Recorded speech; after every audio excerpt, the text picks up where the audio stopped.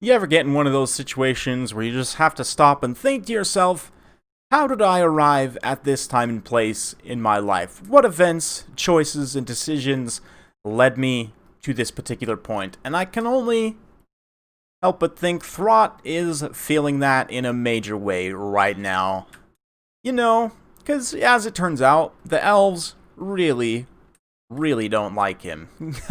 We've got a free-for-all here, and Flying Taco's Skaven just gonna get absolutely shredded by, this is, a Samurai Warrior here, and myself playing Averlorn, because of course, you know, new Vanguard trees also affect Averlorn. We've got two Hand of the Shadow Crowns, the Grey, and two Shadow Warriors, Dragon, Archmage of Fire, so that's fun.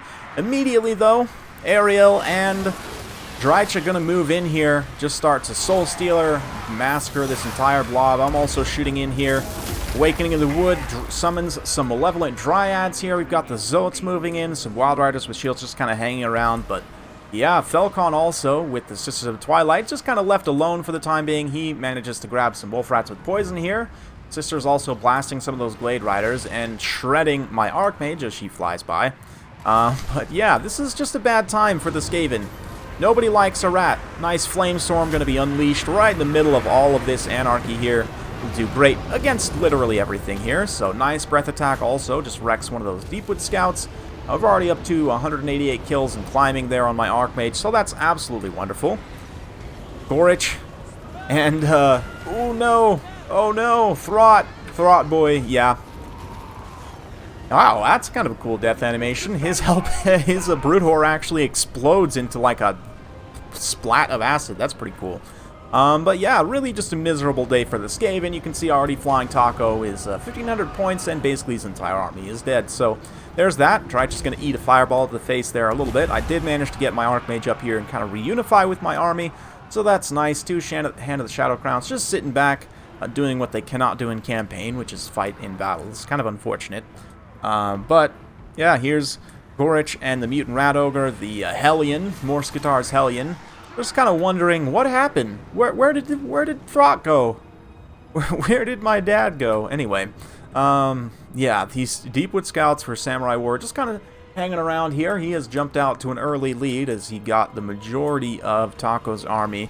But now Wild Riders coming through.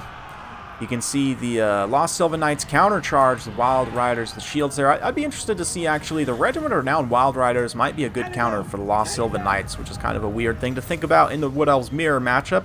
Not something I've actually sat and thought about before, but I will say, with the Stag Knights out, I don't really see any purpose in taking the Wild Hunters of Kurnos. Maybe they need a little bit of a price reduction, just because at 1,500 points, like, you literally just take a unit of Stag Knights instead, and it's probably better in most situations. Might have to think about that one a little bit more, but man, look at this presence of Deepwood Scouts here from Felcon, just absolutely gadding the Sisters up on their dragon, also taking pot shots here and there. And for myself, yeah, Gorich kind of wandered by. We finished off the Hellion, I believe, here as well somewhere. Yep, there's the body. And Gorich is going to go looking for Thrott down this canyon, because, you know, Thrott, he didn't see what happened to him, and just wondering, again, where's my dad? Where's my owner? You know, whatever. It's like a runaway puppy. Anyway, let's not think about how sad Gorich is right now, and come focus on the fact these Zotes are getting absolutely massacred by Elven Cavalry here. The Wild Riders, or no, the Zotes are helping? No, they are getting massacred. Okay, yep, the Sylvan Knights coming in, just wrecking those Zotes there. I'm going to throw down some more Spiteful Breath Attack before my Archmage gets taken out. But she is definitely feeling the pain of the Wood Elf arrows at this point. Going to drop down on Ariel here. Throw down one more Spiteful Burning Head as well. Or no, actually, it's a Penumbral Pendulum from the Lore of Shadows caster, which is, of course, from Felcon's army here. He's got this little Branch Wraith. So, yeah, at this point, my forces are basically pretty much cleaned up. I've got the Grey, which are obviously the most OP Regiment of Renown in the game. And the two other Shadow Warriors here, the Hand of the Shadow Crowns also. Still have a decent amount of ammo left. We're going to be counter-shooting that Glade Captain there, so she can't fight in melee.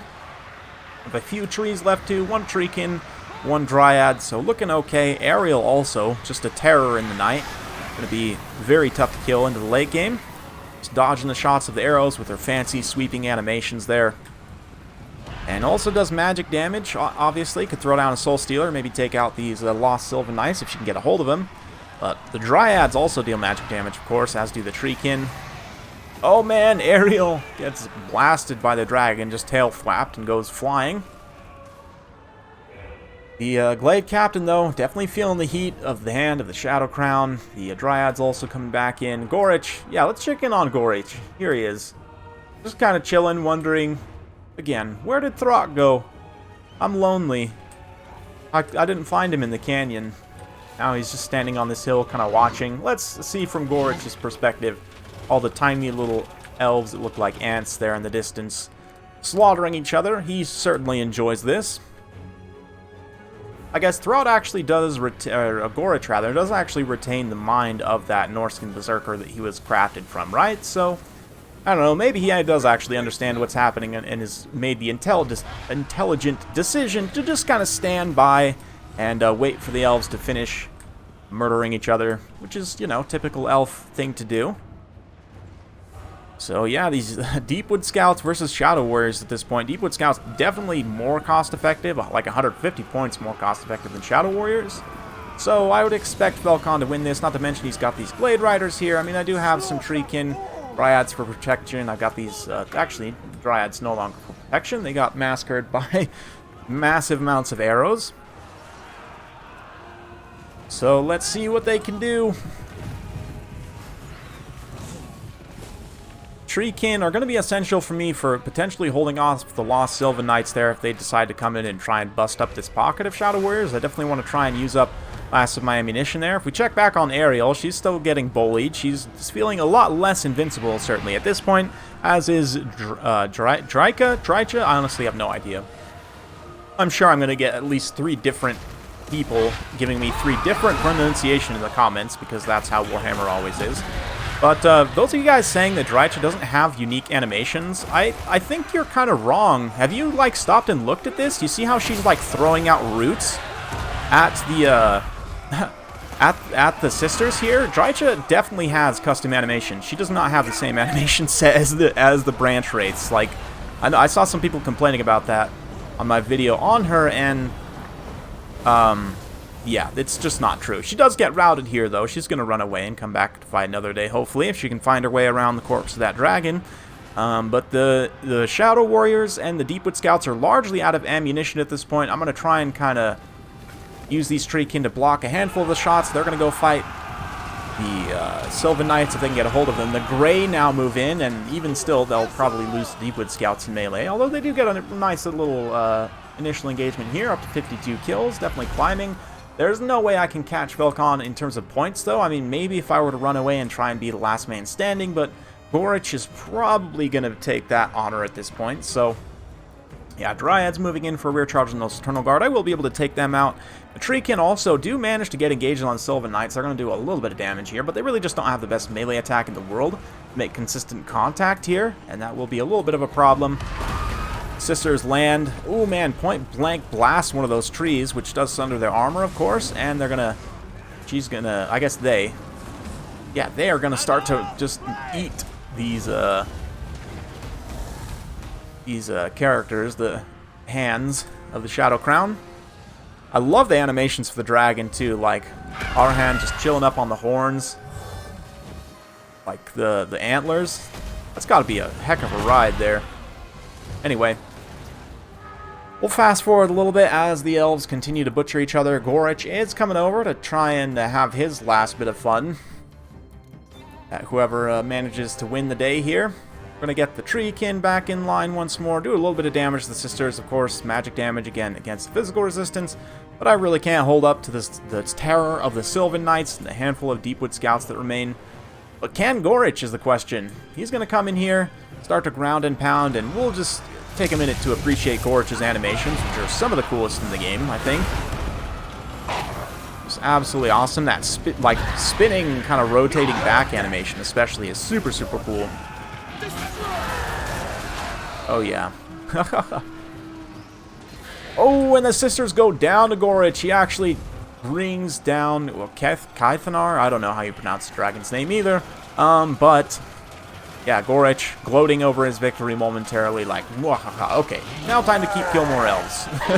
Killing more elves, rather, and you will do so. But we're going to leave him to that, kind of fast forward a little bit here as he blows up the rest of them. Even the Stag Knights, I mean, there's only a couple of them left, and Gorich does deal magic damage, I believe? No, in fact, he doesn't. Another point in the Mutant Rat Ogre's favor, honestly. But, yeah, manages to finish the Branch Wraith. Keeps spinning his wheels. Not his Doom wheels, but you know what I mean. Stag Knights get hit by that little bit of spinning animation there, which in fact does deal magic damage, his ability. This one, which I didn't show off before, that Evisceration. He's going to go ahead and get that going. A lot of these units shatter, but of course, Flying Taco, even with the last man standing bonus, is not going to win. This is all just for Gorich's pleasure, right? And look at that, he finishes with the hero pose, jumping up in the air, hands to the sky, just absolutely joyous at the turn of events. There we go. Fun one. Definitely a fun one. Big thanks to everyone involved. Falcon, Samurai, Flying Taco, super fun FFA, and everybody hates rats, as it turns out. Go figure. 224 kills, 2,190 points for the Fire Sorceress, or Archmage rather, up on a dragon. The Hand of the Shadow Crowns actually cost 1,200 points, so neither of them paid for themselves. Amazing. Dryads did pretty well, all things considered. I do pay a little more for them, but they all mostly paid for themselves. Shadow Warriors actually did pretty solid overall. The Grey definitely do not justify their extra ROR cost. They're the least cost-effective of these, but they actually all paid for themselves. Treekin also doing an okay job. For Falcon here, obviously, Sisters, 7,176 points worth of value. When you have a field just saturated with high-value targets like that, no wonder. When using the Dragon to great effect too, of course. Glade Captain kind of got shreked there. Let's see. Deepwood Scouts definitely getting their value back in spades, kind of doubling up, tripling up their value almost with these Glade Riders. And of course, Sylvan Knights, 2,700 points with the value, absolutely paid for themselves. Samurai Warrior here, almost 2,000 points worth of value from Drycha, really, or Druchu, yes, Druchu. Almost 2,000 points worth of value, absolutely amazing. Same thing, Ariel also paying for herself considerably. Despite the high kill totals here, Dryads actually didn't pay for themselves because they were mostly slaughtering Skaven. Zotes, again, also didn't pay for themselves. The Deepwood Scouts definitely did. Deepwood Scouts, super cost-effective, probably very, very underrated. And this tool of evaluating units' value is going to be so good for my underrated units and overrated units series. I might actually have to redo a bunch of videos because of that once I get some honest-to-goodness analysis. But anyway, Flying Taco, as you would expect, just horrible, horrible, deathly dead Skaven everywhere. Everything died and nothing paid for itself except for Gorich. Literally like 200 points worth of value at best on these Rat Ogres. And Gorich does get 3,000 points worth of value, so he paid for himself. Some silver linings there. At least he had a fun day. So big thanks again to everyone involved. Hopefully you guys enjoyed. If you like this sort of content, be sure to like, subscribe, hit that bell notification, all that jazz. Thanks again. We'll see you next time.